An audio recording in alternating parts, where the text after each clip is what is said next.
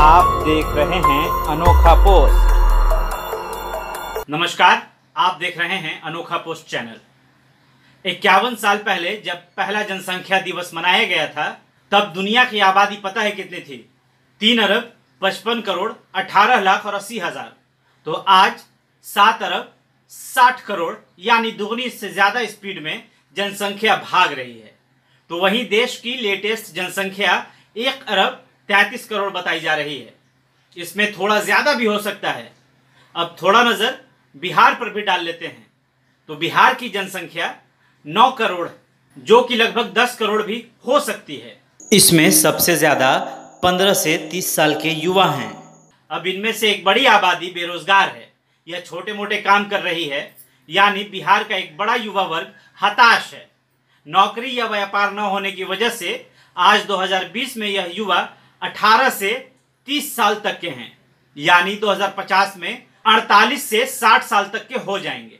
यानी 2050 में बिहार गरीब ही रहेगा और बूढ़ा भी हो जाएगा।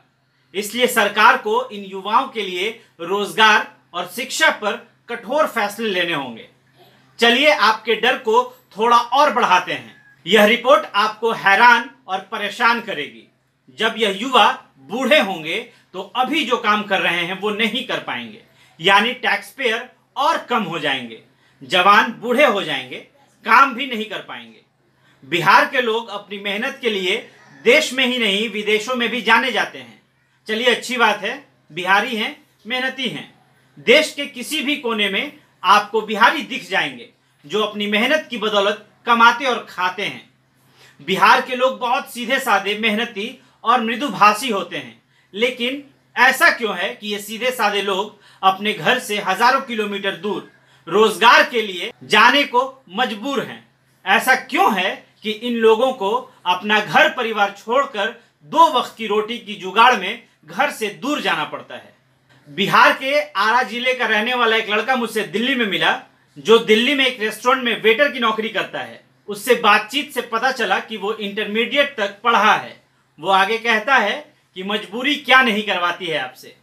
वो बताता है कि परिवार की स्थिति खराब होने की वजह से आगे नहीं पढ़ सका और अभी बहन की शादी भी करनी है।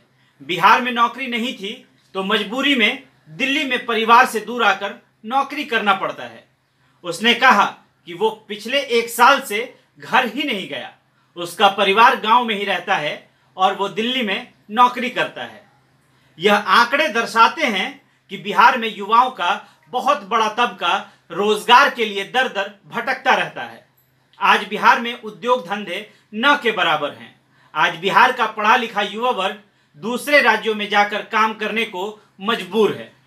लेबर डेटा के अनुसार बिहार में 30 वर्ष के ऊपर वाले लोगों में बेरोजगारी दर 1.4% है, जो कि राष्ट्रीय दल के बराबर है। यह लोग मजदूरी करने के लिए मजबूर होते हैं या कोई छोटी मोटी प्राइवेट नौकरी करने के लिए भी मजबूर हो जाते हैं, जिसमें उनका भयंकर शोषण होता है। तो दोस्तों, सबसे ज़रूरी बात यह है कि क्या बिहार की गरीबी में यहाँ के सिस्टम का ही सारा दोष है या फिर यहाँ की जनता का भी? दोस्तों, 1991 की जनगणना के अनुसार इस प्रांत की जनसंख्या 8 करोड़ 63 लाख थी, जो कि प्रति वर्ष करीब 20 लाख की दर से बढ़कर अब लगभग 10 करोड़ हो चुकी है। वर्ष 1981 की जनगणना में यह संख्या 6 करोड़ 98 लाख थी। इसके अलावा सूबे की आबादी में जन्म दर प्रति हजार 30.5 के विरुद्ध मृत्यु दर मात्र 9.4 है। जनसंख्या विस्फोट की यह स्थिति राज्य के पिछड़ेपन तथा दरिद्रता का बहुत बड़ा कारण है और इस पर नियंत्रण नहीं किया गया तो स्थिति उत्तरोत्तर बदतर होती चली जाएगी। जनसंख्या की बेलगाम वृद्धि का सीधा ताल्लुक शिक्षा तथा आर्थिक विकास से है। शिक्षा का हाल यह है कि कुल राष्ट्रीय साक्षरता 52.21% में 64% पुरुष तथा 39% नारी साक्षरता के परिप्रेक्ष्य में बिहार में कुल 38.54% साक्षरता में पुरुष साक्षरता 52% तथा स्त्री साक्षरता 23% है। आज भी गांव गंवई से शिक्षा कोसों दूर है। गरीब अपने बच्चों को स्कूल भेजने से अधिक उसे रोजी रोटी से जोड़ना उपयोगी समझते हैं।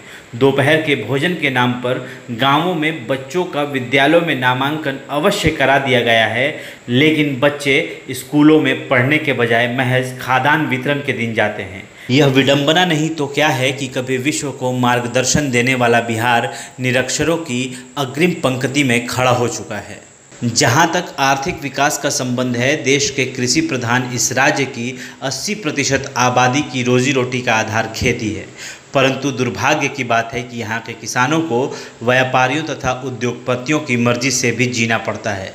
प्राचीन काल से ही बिहार ने लोकतंत्र, शिक्षा, राजनीति, धर्म और ज्ञान विज्ञान के क्षेत्र में देश को ही नहीं बल्कि दुनिया को मार्गदर्शन देने का काम किया है।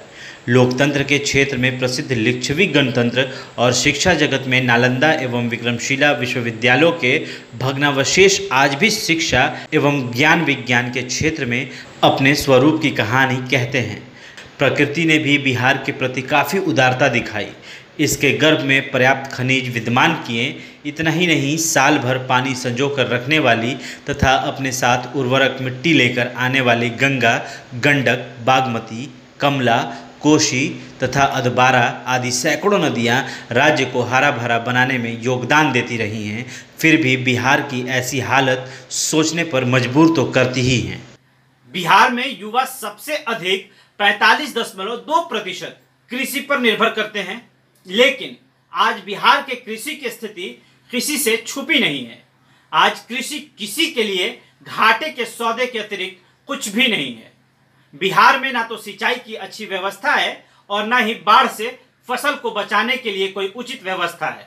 ऐसी स्थिति में युवा कृषि में भी नाकामी हासिल कर रहा है, जिससे वो अपने चारों तरफ अंधकार महसूस कर रहा है। दूसरे देशों में होने वाले पलायनों में बिहार दूसरे स्थान पर है। बिहार के पास लगभग 4000 उद्योग हैं, जिनकी हालत बहुत ही खस्ता है। यह उद्योग बिहार की जनता को पूरा रोजगार नहीं दे पाते, जिसके कारण एक बहुत बड़ी मात्रा में लोग बिहार से रोजगार की तलाश में पलायन कर रहे हैं। बिहार में माइग्रेशन 1999 से 2000 में 17%, 2007 से 2008 में 26% तथा 2016 से 17 में 31% तक पहुंच गया है। आज बिहार से पढ़ा लिखा युवा बड़ी तेजी से रोजगार की तलाश में पलायन कर रहा है। इसमें पुरुषों का पलायन काफी तेज है। बिहार में पुरुषों के साथ ही महिलाओं का भी पलायन भयंकर तेजी से हो रहा है, जो कि 48 से 60% है। चूंकि अब बिहार में महिलाएं भी पढ़ने लगी हैं, तो रोजगार की तलाश में वो भी भटकने लगी हैं। दूसरे देशों में होने वाले पलायनों में बिहार दूसरे स्थान पर है। पहले स्थान पर उत्तर प्रदेश है। जी हाँ, देश से बाहर ज्यादातर पलायन खाड़ी देशों जैसे अरब, कुवैत आदि देशों में होता है, जहां ज्यादा तेल का उद्योग है और वहीं काम की खोज में लोग जाते हैं। इन लोगों में ज्यादातर गरीब, कम पढ़े लिखे लोग होते हैं, जो मजदूर बनकर जाते हैं। ये लोग सालों साल अपने परिवार से दूर रहते हैं। पलायन को रोकने के लिए इन क्षेत्रों में कुछ काम करना होगा। जब तक बिहार में कृषि व्यवस्था को सुदृढ़ नहीं किया जाएगा, उद्यमों में वृद्धि नहीं की जाएगी, जब तक शिक्षा की गुणवत्ता, स्वास्थ्य सुविधाओं की गुणवत्ता में वृद्धि नहीं की जाएगी, तब तक कुछ भी परिवर्तन संभव नहीं है, क्योंकि सारी चीजें एक दूसरे से आपस में जुड़ी हुई हैं। यदि इनमें से एक भी गड़बड़ होगा तो पूरा तंत्र ही बिगड़ जाएगा। अतः हमें शिक्षा, स्वास्थ्य, रोजगार तथा कृषि पर एक साथ काम करना होगा। बिहार में उद्योग धंधे लगाने होंगे। बिहार में उद्योग धंधों की संभावना बहुत अधिक है। बिहार की आबादी पूरे देश की आबादी का 8% है, जबकि इसके वर्कफोर्स का 1% से ज्यादा सप्लाई नहीं होता है। इसके लिए बिहार सरकार जो अब तक सोई हुई है, उसको जागना होगा। बिहार में कृषि की बदतर हालत को जल्द से जल्द सुधारना होगा, क्योंकि युवाओं का एक बहुत बड़ा हिस्सा कृषि से जुड़ा है। अतः सरकार को इन सब चीजों पर ध्यान देना होगा। आपको बता दें कि चुनावों में बिहार की जनता के लिए बेरोजगारी और पलायन एक बहुत बड़ा मुद्दा होता है। पिछली सरकारों को भी जनता को जवाब देना होगा कि उन्होंने इसको रोकने के लिए क्या किया है। यदि सही से देखा जाए तो बिहार में इन गंभीर समस्याओं को लेकर आज तक किसी भी सरकार ने, चाहे वो केंद्र की हो या राज्य की, सही से काम नहीं किया है। चूंकि पिछले चुनाव में नरेंद्र मोदी ने बिहार के लिए बड़े बड़े वायदे तो किए थे, जिनमें से ये मुद्दे भी थे, पर अब तक इन पर कोई ठोस काम नहीं हुआ है। आगे भी अनोखा पोस्ट आपको ऐसी रोचक जानकारियाँ देता रहेगा, तो बने रहें हमारे अनोखा पोस्ट चैनल के साथ।